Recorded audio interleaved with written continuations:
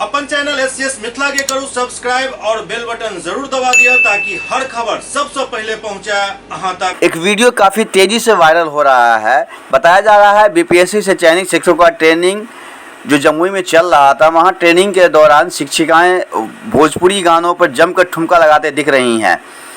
क्या इस तरह की शिक्षिकाएं बच्चों का क्या भविष्य संवार पाएंगे, ये एक बहुत बड़ा प्रश्न है।